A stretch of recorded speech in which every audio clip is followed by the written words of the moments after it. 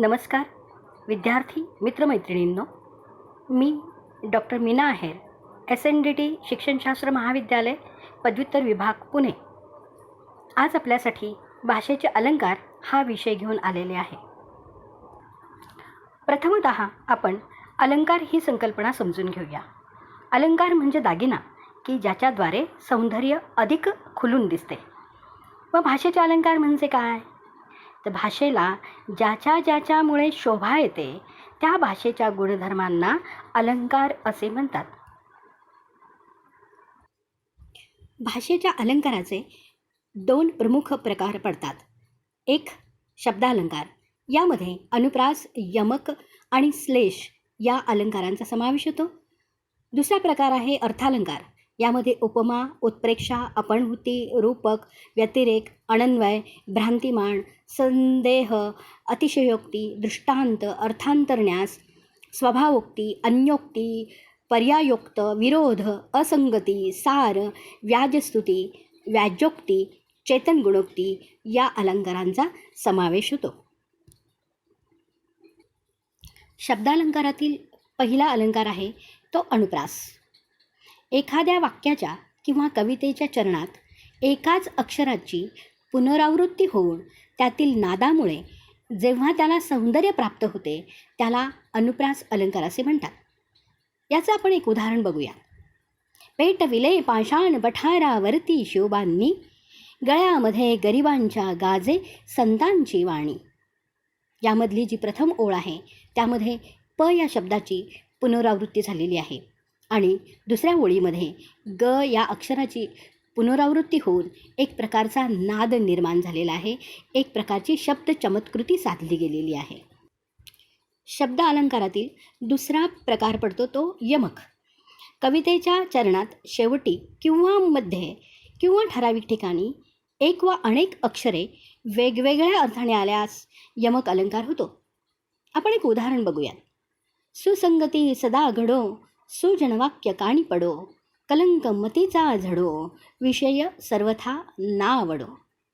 वरील उदाहरणामध्ये डो हे अक्षर कवितेच्या चरणातील प्रत्येक ओळीत मध्यभागी आणि शेवटी आलेले आहे आणि त्यामुळे एक प्रकारचा नाद निर्माण झालेला आहे. शब्द चमत्कृती साधली गेली आहे. शब्दालंकारातील तिसरा प्रकार जो आहे तो आहे श्लेष. जेव्हा वाक्यामध्ये एकच शब्द दोन किंवा त्यापेक्षा जास्त अर्थाने येतो तेव्हा शब्द चमत्कृती साधली जाते आणि श्लेष अलंकार तयार होतो. आपण एक उदाहरण घेऊया. सुमनाने शंकरास पूजिले. वरील वाक्यामध्ये सुमन हा शब्द अनेक अर्थाने आलेला आहे. जसे सुमन नावाची मुलगी, सुमन म्हणजे फूल, सुमन म्हणजे चांगलं मन. सुमन या शब्दाला वेगवेगळे अर्थ असल्यामुळे वाक्यालाही वेगवेगळे अर्थ प्राप्त होतात. जसे की सुमन नावाच्या मुलीने शंकराची पूजा केली, फुलांच्या सहाय्याने शंकराची पूजा केली आणि किंवा शंकरास फुले अर्पण केली. आणि तिसरा अर्थ प्राप्त होतो तो म्हणजे चांगल्या मनाने शंकराची पूजा केली. आता आपण अर्थालंकार अभ्यासणार आहोत. अर्थालंकार अभ्यासत असताना त्यातील काही संकल्पना समजून घेणं अत्यंत गरजेचं आहे. पहिली संकल्पना आहे ती उपमेय, ज्याची तुलना करायची आहे तो घटक. दुसरी संकल्पना आहे उपमान, ज्याच्याशी तुलना करायची आहे तो घटक. तिसरी संकल्पना आहे साधारण धर्म, दोन वस्तूत असलेला सारखा धर्म. आणि चौथी संकल्पना आहे ती म्हणजे साम्यवाचक शब्द, म्हणजे सारखेपणा दाखवणारे शब्द. जसे की सारखा, जसा, जेवी, सम, सदृश्य, गत, परी असे समानता दाखवणारे अनेक शब्द असतात. उपमा अलंकार हा अर्थालंकार आहे. दोन वस्तूतील साम्य चमत्कृती पूर्णरितीने वर्णन केलं जातं त्यास उपमा अलंकार असे म्हणतात. उदाहरण बघूयात आपण एक. सावळा रंग तुझा पावसाळी नभापरी. यामध्ये उपमेय आहे तो सावळा रंग आणि त्याची तुलना केलेली आहे ती पावसाळी नभाशी, म्हणजे पावसाळी नभ इथे उपमान आहे. इथे साधारण धर्म आहे तो सावळा रंग, म्हणजे सावळा रंग आणि पावसाळी ढग यांची तुलना इथे आलेली आहे. हा सावळा रंग हा साधारण धर्म आहे. इथे साम्यवाचक शब्द आलेला आहे, तो म्हणजे परी. परी याचा अर्थ सारखा.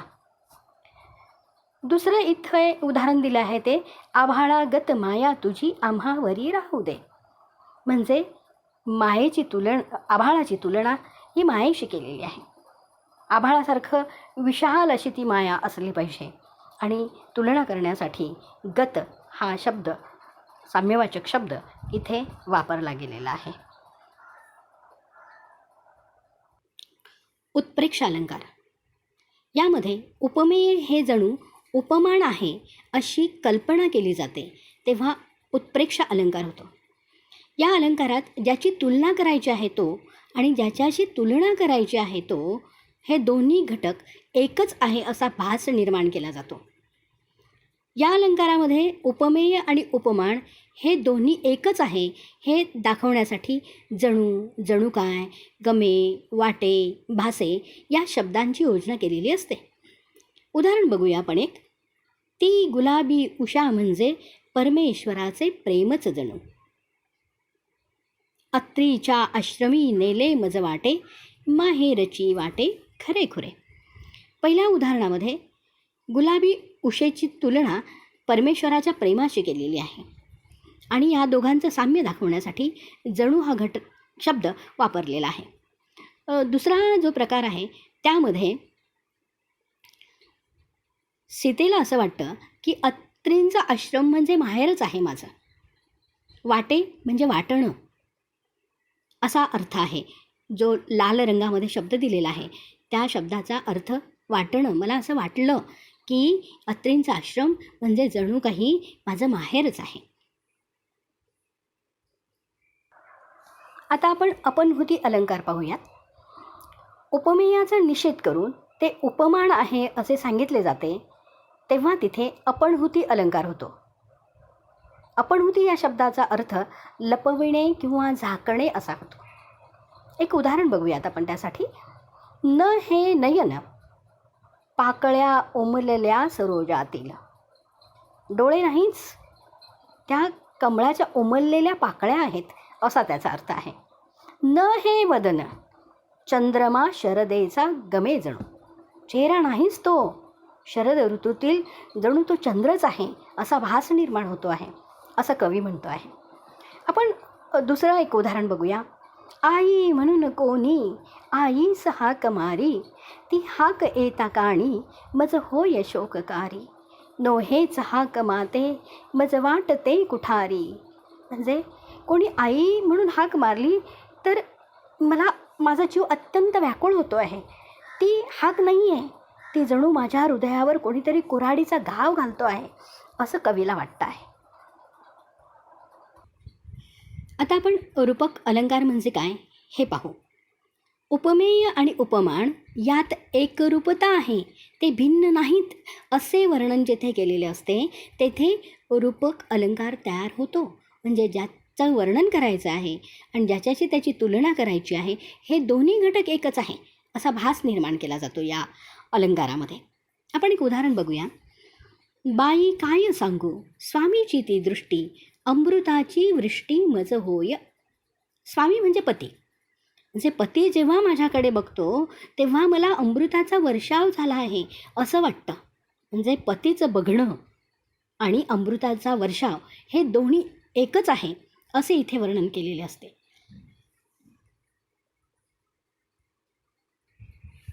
आता आपण व्यतिरेक अलंकार अभ्यासू. उपमेय हे उपमानापेक्षा श्रेष्ठ आहे असे वर्णन केलेले असते, तेव्हा व्यतिरेक अलंकार साधला जातो. आपण एक उदाहरण बघूयात. सावळा ग रामचंद्र, सावळा ग रामचंद्र रत्नमंचकी झोपतो, त्याला पाहता लाजून चंद्र आभाळी लोपतो. इथे रामचंद्रांचं जे सावळं रूप आहे ते सावळं रूप इतकं सुंदर आहे की ते रूप पाहून चंद्राला सुद्धा लाज वाटते. तो स्वतः लपून घेतो आभाळामध्ये आपल्याला.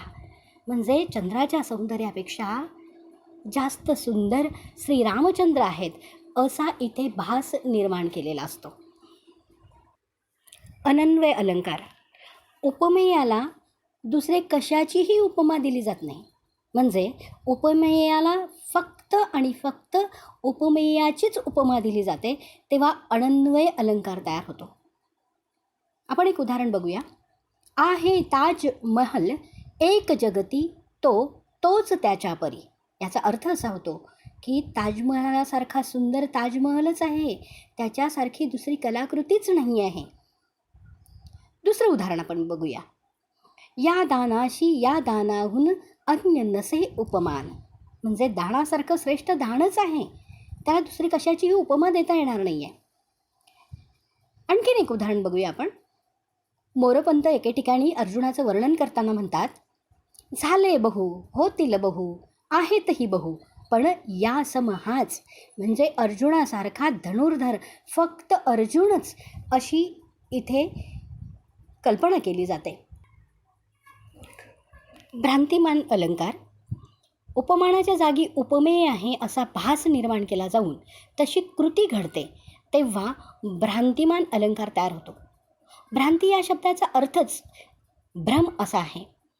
आणि या अलंकारामध्ये एक विशेष आहे, म्हणजे नुसता भ्रम निर्माण होत नाही, तर तशी कृती केली जाते.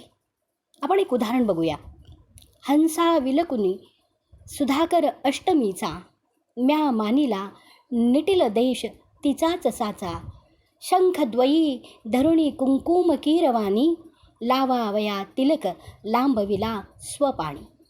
म्हणजे अष्टमीचा चंद्र हा जणू काही प्रियसीचे कपाळच आहे असं समजून तिला कुंकू लावण्यासाठी हात लांबवला. म्हणजे हात लांबवण्याची कृती झालेली आहे, म्हणून इथे भ्रांतिमान अलंकार तयार झालेला आहे. आता आपण ससंदेह अलंकार बघूया. ससंदेह या शब्दाचा अर्थच असा होतो की शंकेसहित. मग आपण बघूया या अलंकाराची व्याख्या. उपमेय कोणते आणि उपमान कोणते असा संदेह निर्माण होतो, संशय निर्माण होतो किंवा शंका निर्माण होऊन मनाची द्विधावस्था होते, तेथे ससंदेह अलंकार तयार होतो. आपण एक उदाहरण बघूया. उदाहरणार्थ, चंद्र काय असे किंवा पद्म या संशयांतरी, वाणी मधुर ऐकोनी कळले मुखते असे. म्हणजे चंद्र आहे की कमळ आहे असा संशय निर्माण झाला होता, पण ती व्यक्ती बोलली आणि कळलं की ती कोणीतरी व्यक्ती आहे, तिचं मुख आहे. म्हणजे कमळ आहे अशी शंका निर्माण झाली, असा संशय निर्माण झाला होता, पण त्या व्यक्तीची वाणी ऐकून, त्याचं बोलणं ऐकून ते मुख आहे असं समजलं.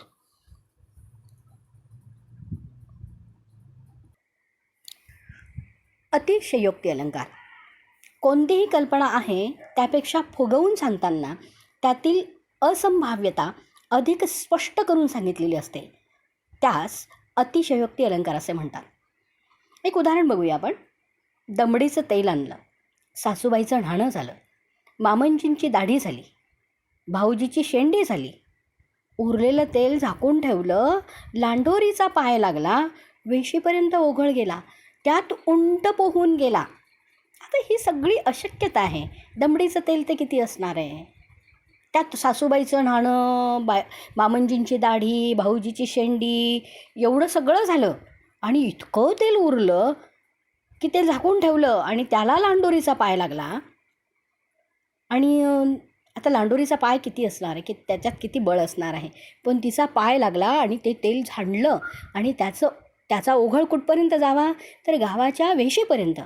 आणि नुसता ओघळच गेला नाही, तर ते इतकं तेल होतं की त्यामध्ये उंटसुद्धा पोहून गेला. म्हणजे इथे सगळी अशक्यता आहे, अतिवर्णन केलेलं आहे, याची जाणीव आपल्याला होत असते. दुसरं एक उदाहरण बघूया. रामायण आधी मग राम जानकीवर. आता रामायण आधी घडलं, म्हणजे संपूर्ण घटना आधी घडली आणि नंतर रामाचं लग्न सीतेशी झालं, ही गोष्ट काही मनाला रुचत नाही. नंतरचं एक उदाहरण बघूया. जो अंबरी उफळता खूर लागला आहे, तो चंद्रमा निज तनुवरी डागला आहे, म्हणजे घोडा असा उधळला की त्याची टाच जी आहे ती चंद्राला लागली आणि म्हणून चंद्राला डाग पडलेला आहे.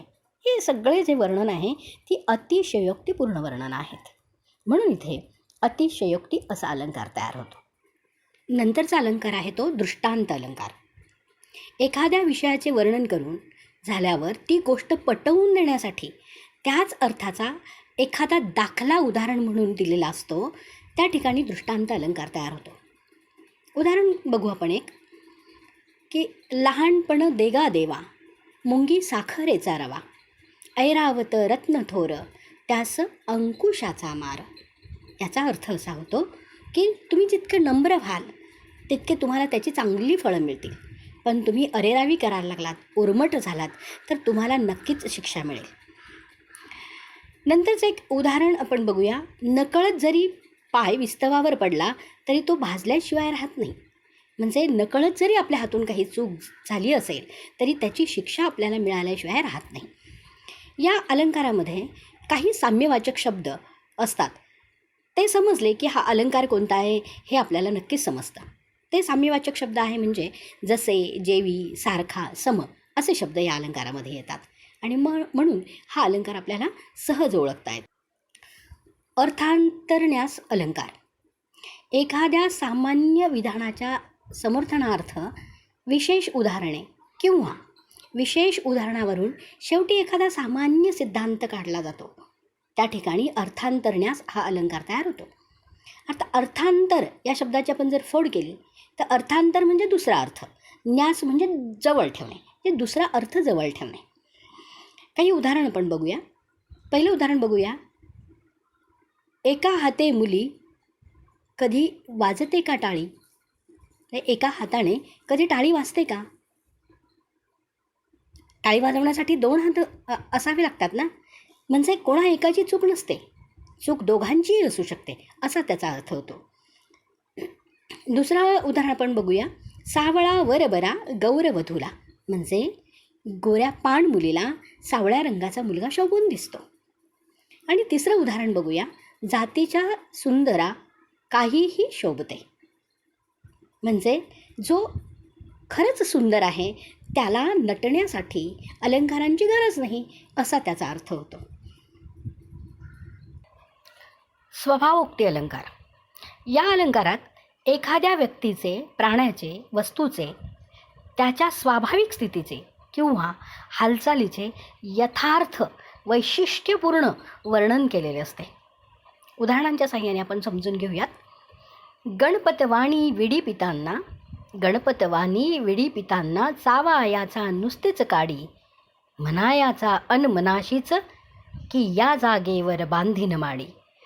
म्हणजे एक कल्पना विश्वामध्ये रमलेला जो माणूस आहे, काहीही करत नाही आहे, पण त्याचं कल्पना विश्व कसं आहे की जिथे तो नुसताच विड्या फुंकत बसलेला आहे आणि तिथे काहीही काम न करता तो असं म्हणतोय की मी या जागेवर उद्या माडी बांधणार आहे.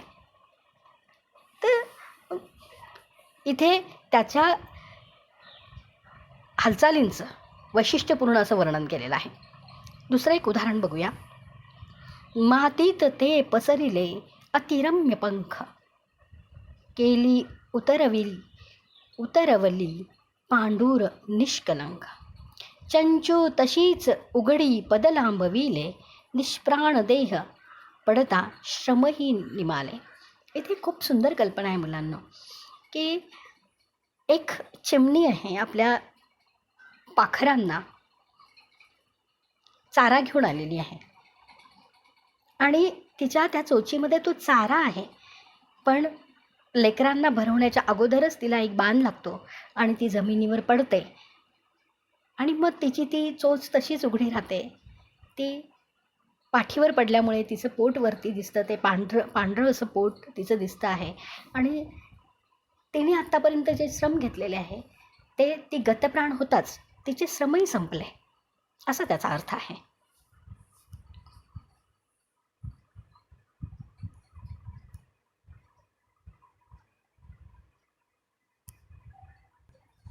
अन्योक्ती अलंकार. यामध्ये लेखी बोले सुणे लागे दुसऱ्याला उद्देशून बोलून आपले मनोगत व्यक्त करण्याच्या या पद्धतीला अन्योक्ती असे म्हणतात. म्हणजे एकाला बोललं की बरोबर दुसऱ्याला लागतं. म्हणजे मुलीला बोलायचं पण ते त्याचा उद्देश असतो सुनेला बोलण्याचा, असा त्याचा अर्थ होतो. एक उदाहरण बघूया आपण. येथे समस्त बहिरे असतात लोक, येथे समस्त बहिरे बसतात लोक, का भाषणे मधुर तू करीशी अनेक. हे मूर्ख यास किमपही नसे विवेक, रंगावरून तुझला गणतील काक. म्हणजे इथे सगळे बहिरे लोक बसलेले आहेत, तू कशाला गोड गोड बोलतीयस बाई. ह्या लोकांना अजिबात विवेक नाही आहे, पण केवळ तुझा रंग सावळा आहे म्हणून तुलाच ते कावकाव करतायत असं म्हणतील, तुलाच ते कावळा समजतील, असा त्याचा अर्थ होतो. नंतरचा अलंकार येतो तो पर्यायोक्त अलंकार. एखादी गोष्ट सरळ शब्दात न सांगता ती अप्रत्यक्ष रीतीने सांगणे, यास पर्यायोक्त अलंकार असे म्हणतात. उदाहरण बघूया आपण. त्याचे वडील सरकारचा पाहुणचार घेत आहेत. म्हणजे काय करतायत ते, तर ते तुरुंगामध्ये आहेत. दुसरं एक उदाहरण बघूया. काळाने त्याला आमच्यातून हिरावून नेले. म्हणजे ती व्यक्ती आता हयात नाही आहे, ती व्यक्ती आता मृत झालेली आहे, असा त्याचा. नंतरचा अलंकार जो आहे तो आहे विरोध किंवा विरोधाभास अलंकार. एखाद्या विधानात वरवर दिसायला विरोध असतो असे वाटत असते, पण वास्तविक तसा विरोध नसतो असं वर्णन केलेलं असतं. तिथे विरोध किंवा विरोधाभास अलंकार तयार होतो. आपण उदाहरण बघूयात. वियोगार्थ मिलन होते हाच नेम जगाचा. म्हणजे आज जरी वियोग असला तरी उद्या नक्कीच मिलन होणार आहे, असा त्याचा अर्थ आहे. दुसरं जे उदाहरण आहे ते आहे जरी आंधळी मी तुला पाहते. म्हणजे तुझी मूर्ती जी आहे ती माझ्या हृदयामध्ये आहे, तिला बघण्यासाठी मला डोळ्यांची आवश्यकताच नाही आहे. तिसरं उदाहरण आहे स्वतःसाठी जगलास तर मेलास, दुसऱ्यासाठी जगलास तरच जगला.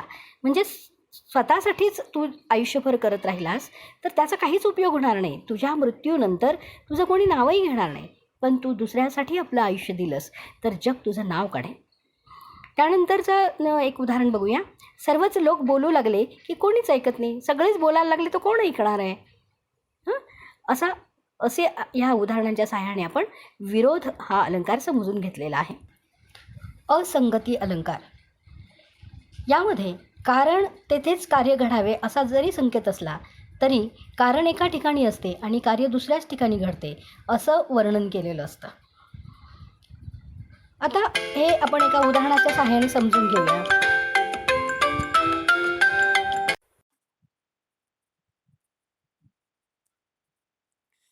आपण असंगती अलंकाराबद्दल बोलत होतो.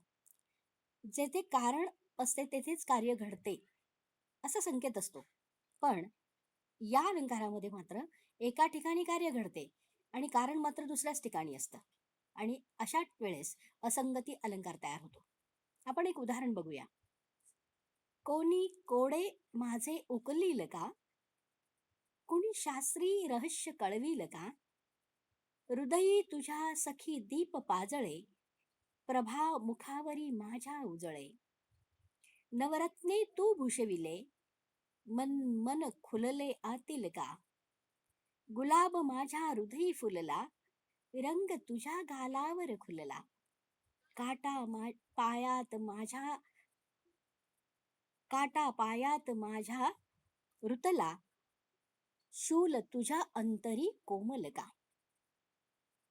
म्हणजे सुख आणि दुःख एकाला झालं तर त्याची अनुभूती ही दुसऱ्याला होते आहे, असा इथे अनुभव येतो आणि म्हणून इथे असंगती अलंकार तयार होतो आहे.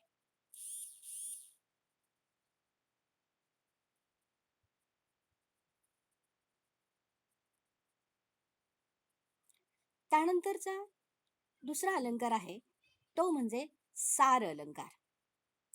एखाद्या वाक्यातील कल्पना चढत्या क्रमाने मांडून उत्कर्ष किंवा अपकर्ष साधलेला असतो तेव्हा सार अलंकार तयार होतो. मी पुन्हा एकदा व्याख्या सांगते. एखाद्या वाक्यातील कल्पना चढत्या क्रमाने मांडून उत्कर्ष किंवा अपकर्ष साधलेला असतो तेव्हा सार अलंकार तयार होतो. अर्थात याची काही उदाहरणं बघितल्याशिवाय आपल्याला हा अलंकार नीटसा कळणार नाहीये. बघा, आधी मरकट तशातही मद्य प्याला, झाला तशात वृश्चिक दंश त्याला, झाली तयास तदनंतर भूतबाधा, चेष्टा वधू मग किती कपिल कपिलच्या अगाधा. म्हणजे आधीच तो माकड आहे, त्यामध्ये तो दारू प्यायलाय, त्यामध्ये त्याला विंचवाचा दंश झालेला आहे आणि त्यानंतर त्याला भूतबाधा झालेली आहे. मग अशा वेळेस हा माकड किंवा हे जे माकड आहे ते किती चेष्टा करेल किंवा किती माकड चाळे करेल, असा हा वाक्याचा अर्थ होतो. आणि म्हणून की एखादी जी कल्पना आहे की ती हळूहळू चढत्या क्रमाने सांगितलेली असते. तिथे अलंकार सार असा अलंकार तयार होतो. नंतरचा अलंकार आहे तो व्याज स्तुती अलंकार. व्याज म्हणजे खोटं, कपट, ढोंग. बाह्यता स्तुती असते पण आतून मात्र निंदा असते, किंवा बाह्य निंदा असते पण आतून स्तुती, असं जिथे वर्णन केलेलं असतं तिथं व्याज स्तुती अलंकार तयार होतो. उदाहरण बघूया. म्हणून आलो तेव्हा परतुनी घराला, काव्य ऐकविले ते सहधर्मचारिणीला, गाण सुधा ती घेई झोप येई तियेला, काव्य रसिक तिज सम कोणी जगामध्ये असेल. म्हणजे मला काव्य स्फुरलं आणि मी घरी आलो आणि आता बायकोला मी ते काव्य ऐकवणार. पण मी काव्य ऐकवत असताना गाणं सुद्धा असलेली माझी पत्नी, हिला ते काव्य ऐकून झोप यायला लागली. मग अशा अशा प्रकारची ती काव्य रसिक आहे, असं इथे कवी म्हणतोय. नंतरचा अलंकार आहे तो व्याज स्तुती अलंकार. व्याज म्हणजे खोटं बोलणं, कपट किंवा ढोंग करणं असं. बाह्यता स्तुती पण आतून निंदा, बाह्य निंदा पण आतून स्तुती, असं जेथे वर्णन केलेलं असतं तिथे व्याज स्तुती अलंकार तयार होतो. याचं उदाहरण आपण अगोदर बघितलेलंच आहे, परत एकदा सांगते. म्हणून आलो तेव्हा परतुनी घराला, काव्य ऐकविले ते सहधर्मचारिणीला, गाण सुधा ती घेई झोप घेई येई तियेला, काव्य रसिक तिज सम कोणी जगामध्ये असेल. नंतरचा अलंकार येतो तो व्याजोक्ती अलंकार. व्याज अधिक उक्ती म्हणजे खोटं बोलणं. एखाद्या गोष्टीचे खरे कारण लपवून दुसरेच कारण देण्याचा प्रयत्न केला जातो, तिथे व्याजोक्ती अलंकार तयार होतो. बघूया आपण एक उदाहरण. एता क्षण वियोगाचे पाणी नेत्रामध्ये दिसे, एता क्षण वियोगाचे पाणी नेत्रामध्ये दिसे, डोळ्यात काय गेले म्हणून नयना पुसे. तिचे रडू येत आहे पण तिला दाखवायचं नाहीये, आणि म्हणून माझ्या डोळ्यात काहीतरी कुसळ गेलेलं आहे किंवा काहीतरी गेलेलं आहे, म्हणून माझ्या डोळ्यामध्ये पाणी आलेलं आहे, असं तिला वाटतंय जेव्हा तिचा आणि तिच्या पतीचा वियोग होतो आहे. त्या क्षणीचं हे वर्णन आहे. नंतरचा जो अलंकार आहे तो चेतन गुणोक्ती अलंकार. निसर्गातील निर्जीव वस्तू सजीव आहे अशी कल्पना करून ती मनुष्याप्रमाणे वागतात, अशी कृती करतात, असे जेथे वर्णन असते तेथे चेतन गुणोक्ती अलंकार तयार होतो. आपण एक उदाहरण बघूया. आला हा दारी उभा वसंत फेरीवाला, पोते खांद्यावरी सौद्याचे देई ज्याचे त्याला. म्हणजे वसंत ऋतू आलेला आहे आणि सगळी सृष्टी बहरलेली आहे.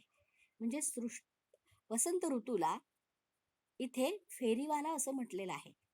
आणि तो फेरीवाला विविध प्रकारचे फुलं वगैरे घेऊन आलेला आहे आणि तो त्या सृष्टीला खुलवतो आहे, असा त्याचा अर्थ घेतला जातो. विद्यार्थी मैत्रिणींनो, तुम्हाला हे सगळे अलंकार मी आज कथन केलेले आहे. त्यामध्ये 3 शब्दालंकार होते आणि 20 अर्थालंकार होते. आपल्याला हे अलंकार कसे वाटले, त्यातलं कथन कसं वाटलं, हे नक्कीच कळवा. धन्यवाद. पुन्हा एकदा धन्यवाद.